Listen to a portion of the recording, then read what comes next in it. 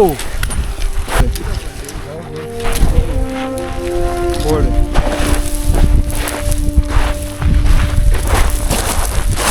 After 5 days of climbing, my body was completely exhausted.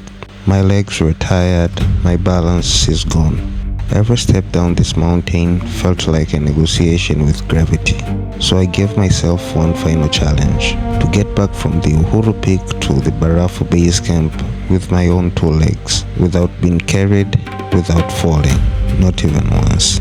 Now those were the 5 most adventurous days of my life.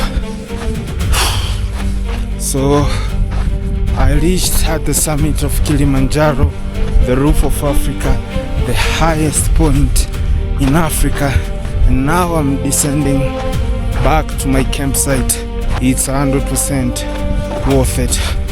I've seen the view, I've seen the roof of Africa, the entire journey, the entire process from the very first base camp to the very top. Uhuru Peak has been adventurous like nothing else. And one thing you guys are not prepared for is the altitude sickness.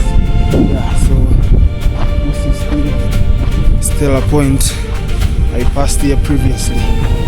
So one thing that I'm sure you're not prepared for is the altitude sickness. I'm a typical African, born and bred. I never thought that altitude sickness could somehow affect me until I went on to climb Kili. Those were the most crazy hours of this entire journey. It was the most bitter, the most painful, and the most sore experience that I wouldn't wish to anybody else. So just a heads up, you must come well prepared for this kind of situation while you're coming to climb Kili or any other giant mountain of this type. So descending is killing my knees now. Reaching the Uhuru Peak was the 3rd quarter of the journey, cause now Kili doesn't care if you made it to the top. This mountain still demands you that you come down. Going up was a fight against altitude. Every breath was harder and every step was heavier. But going down was a completely different battle. It was a fight against gravity.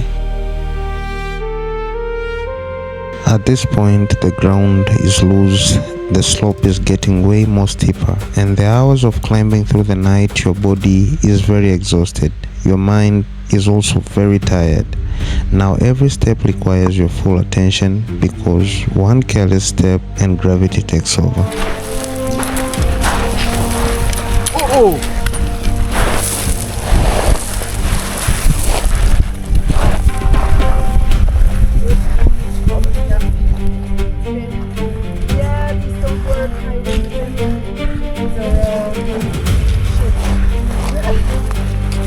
This wasn't just a walk back to the camp. This was still the mountain. It didn't matter that we already reached the summit. Kilimanjaro was still testing us. To me, the mission was simple. Just to keep on moving, keep on standing, and finally get back to Barafu. I was expecting no shortcuts or no rushing at all, just making one controlled step after another, because after everything it took to reach the roof of Africa, I wasn't going to let the descent be the thing that stops me from completing my one final mission. As we continued down, the landscape slowly started changing. The frozen rocks disappeared, the air started to become warmer, and slowly the mountain that had felt impossible hours earlier started becoming familiar again.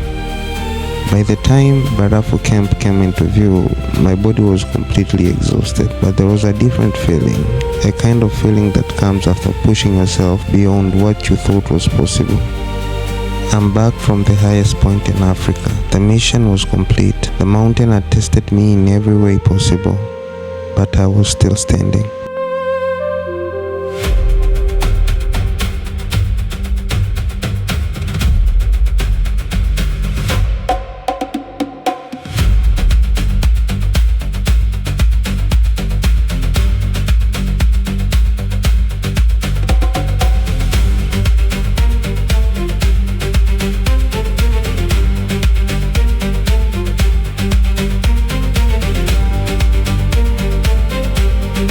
subscribe and I'll go with you next time.